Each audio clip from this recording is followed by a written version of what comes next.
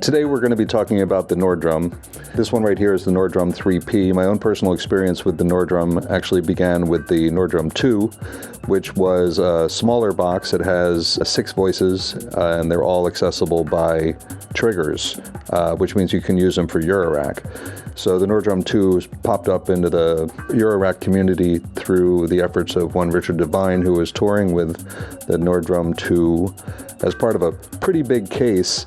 And my understanding was that the Nordrum 2 offloaded some of the less interesting, less modulation voices into a compact portable package that could still be sequenced through triggers or gates. The reason I didn't hang on to it, which I didn't, is the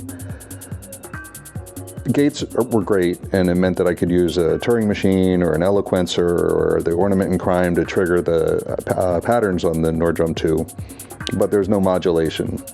So modulation was by hand, and in the case of the Nordrum 2, maybe that wasn't something you wanted to do in a live set. So if I was taking this thing to a live set and it was carrying a ton of the responsibility in my set, tweaking the sounds was a little tricky. Once you tweaked them, you had to kind of remember which ones you tweaked if you wanted to set them back. I wasn't aware of a recall function for the programs. I wanted to be able to tweak, and I wanted to be able to use modulation. There's no modulation input unless you're using MIDI, and I wasn't using MIDI, so I let the Nordrum 2 go. After I had the Nordrum 2, I had some misgivings, and actually picked up a Nordrum 1. The Nordrum 1 has 4 gate inputs and 4 voices. It didn't, to my ears, sound as good. It certainly wasn't as powerful. It didn't have as many features, and I let that one go pretty quickly as well. Between then and now, the price on all of these things has skyrocketed. The Nordrum 2 I picked up for around $400 US. You could see those for 1,000 used now, which I can't really justify that. Nordrum 1, I wouldn't see myself getting another one of those. However, my musical styles changed, or my musical workflow changed. What had been a live-focused, Eurorack-focused workflow where everything had to be modulatable and have all sweet spot, where you could just keep turning the knob and it would always sound good, that wasn't my priority anymore. When I picked up the Force over here, I decided to take a different approach to my live set. And instead of having it be having a rough idea and improvising, I wanted to have a more polished set where the best moments from practice would make it to a live gig, instead of having an audience kind of bring an audience along while I'm looking for something that sounds good. I wanted to have more polished material. So the Force lets me do that, which means here in the studio, I can jam on the Eurorack or I can jam on a synth, and when I get something that really works, I can go back and look for the sweet spots, look for the modulation, figure out how to play the patch, and then record a 4 or 8 minute track into the Force here, and then go back and edit it and clean it up, maybe pull out the best minutes, and then see what else to compare with, maybe find the drums that are perfect for it, as opposed to, seeing if I get lucky in a live set. So since my attitude towards making music changed, my attitude towards the Nordrum changed. So about the 3P here, you've got these 6 pads here, so it's much less focused on a Eurorack user. It's much more focused on a traditional drummer. You can buy a pad kit for the other ones, of course, or use triggers or whatever. But this one does not have triggers in, so you have 2 choices. One choice, use MIDI, which is the choice I've made for now. And then the second option is, you can actually modify these things. This isn't, advice. Enter at your own risk, use with caution. But if you can find a wrench small enough to take the back off, these are just piezo triggers, and they can be modified to accept a Eurorack trigger. Still isn't going to give you any modulation, still isn't going to give you any CC control. So what the 3P offers over the 2P, in addition to the pads being connected in a larger format and no trigger inputs, is it's still 6 voices, and it adds a reverb and a delay function. There are mixed feelings about the reverb. Some folks I've heard describe it as noisy. Personally, it hasn't bothered me like that. Maybe I just like a noisy reverb. I've certainly heard noisier reverbs, more noisy reverbs. My own attitude towards reverb is I don't really use it as an environment or a space, but I use it as a sound design, usually to kind of take the edge off of a tone. So I found it's been pretty handy for helping mix these 6 voices together, is to put reverb on one of them to help it sort of sink into the background a little bit, just for example. The other thing the 3P adds is a delay. And the delay is pretty nice, in addition to giving you your regular echo, echo, echo, echo.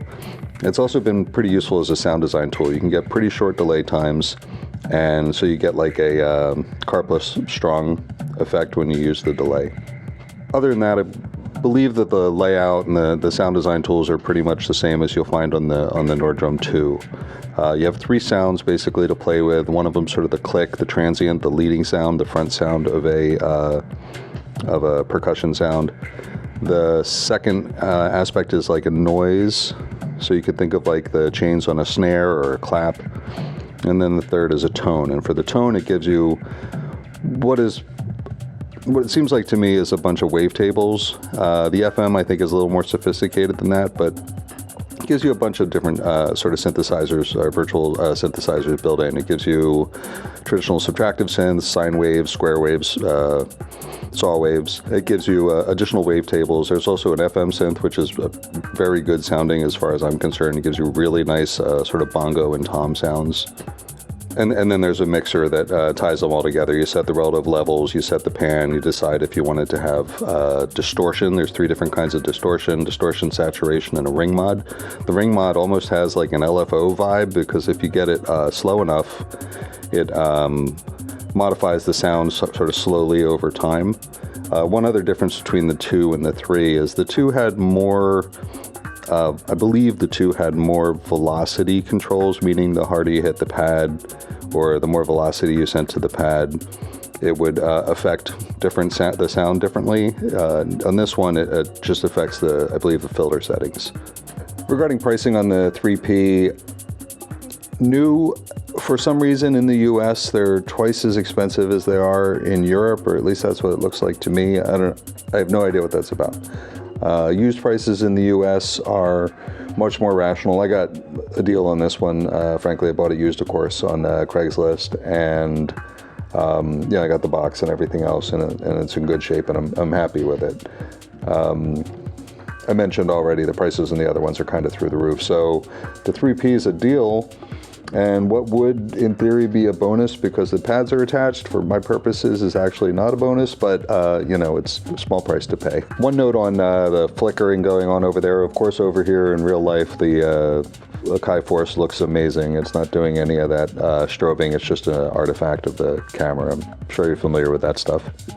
While we've been talking, the Force over here has been sending MIDI to the Nordrum 3P. You can see the channels lighting up with the little green lights there. You can see which drum kit is set to F15. The Force will actually send program changes to the Nordrum. I've had mixed results with sending program changes to the Nordrum, and in my experience so far, Force does it best because Force supports the least significant bit, most significant bit mechanism of switching the bank, and then it sends the program change. So in the past, for my Electron boxes, maybe other people have had better luck with this, but in the past for my Electron boxes, I'm only able to switch among programs on the A channel. But from the Force, you can switch programs up to whatever channel you like, F, G. I think it only goes to G, and then change the program. I should mention when I picked up the Nordrum 2 some time ago, I actually started a Facebook group for the Nordrum. You could get support for the Nordrum on the Eurorack groups, but I found that the dedicated group has been great for support because the traditional drummers are in there, the Eurorack nerds are in there, everybody in between. And so the little quirks about the box that come up from time to time, there's usually somebody with an answer in there. There are a number of videos, there's a number of channels actually that have great Nordrum content.